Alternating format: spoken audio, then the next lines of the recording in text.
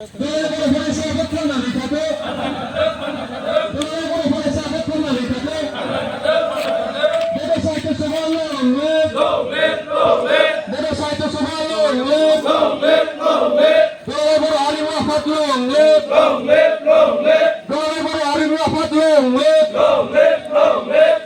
Hindustani Saito Sobalong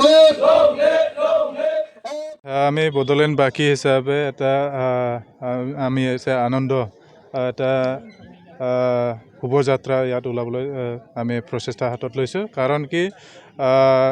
November মাহৰ 15 তাৰিখে যে বড়োলেণ্ড মহোৎসৱ হ'ব দিল্লীত তাতে আমাৰ ভাৰতৰ প্ৰধানমন্ত্ৰী নৰেন্দ্ৰ মোদী ডাঙৰে ইয়াত অংশগ্ৰহণ কৰিব তেখেতৰ কনচেন্ট অলৰেডি হৈছে তেখেতে কনফাৰ্ম কৰি দিছে কি তেখেতে 15 তাৰিখে আমাৰ যে বড়োলেণ্ড মহোৎসৱত অংশগ্ৰহণ কৰিব তাকে লৈ আমাৰ বড়োলেণ্ডবাসী হিচাপে আমাৰ যেটো তিনিটা ইয়াত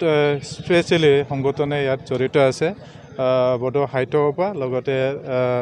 আমাৰ নিখিল বড়ো ছাত্ৰ সন্থা লগতে যে দুলাৰাই যে বড়ো হাৰিমু আফাদ লগতে বিটিআৰ চৰকাৰৰ যে সহযোগত এইটো মানে প্ৰগ্ৰামটো চলি যাব তাতে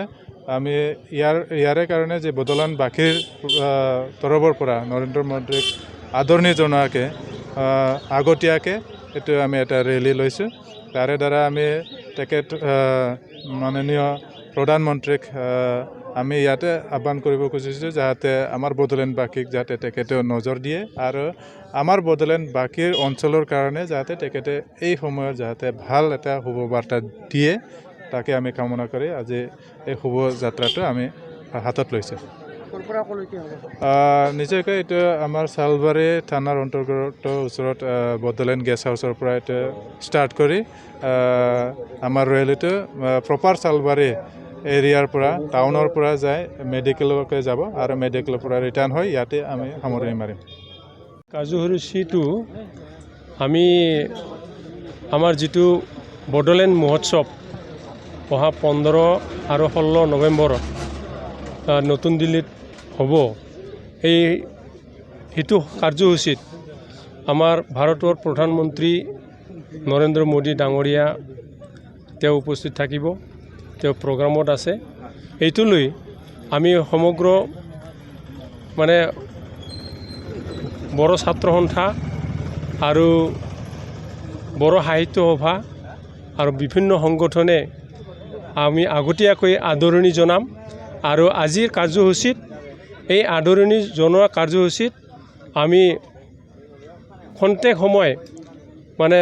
প্ৰচেছন কৰিম সেই প্ৰচেছনত তেওঁ যে আমাৰ কাৰ্যসূচীত অংশগ্ৰহণ কৰিব সেইটোলৈ আমি আনন্দিত আৰু তেওঁক আমি আগতীয়াকৈ মানে আদৰণি জনাম এইখিনিয়ে অন্য একো কাৰ্যসূচী নাই লগতে আমাৰ ইয়াত যিটো শান্তি সম্প্ৰীতিৰ যিটো বাতাবৰণ ঘূৰি আহিছে এইটো হ'ল আমাৰ মোদী ডাঙৰীয়া হিমন্ত বিশ্ব শৰ্মা ডাঙৰীয়া আৰু প্ৰমোদ বড়ো তেওঁলোকৰ প্ৰচেষ্টাতেই আজি বড়োলেণ্ড এৰিয়াত যিটো নেকি অস্ত্ৰৰ জনজননী সেইবোৰ মানে নাইকিয়া হৈছে আৰু শান্তিৰ পৰিৱেশ ঘূৰি আহিছে সকলোৱে শান্তিৰে জীৱন নিৰ্বাহ কৰাৰ যিটো সুযোগ সেই সুযোগটো পাইছে আৰু শান্তিপূৰ্ণভাৱে নিজৰ কামত নিয়োজিত হোৱাৰ কাৰণে সুবিধাটো পাইছে এই কাৰণে আমি আদৰণি জনাম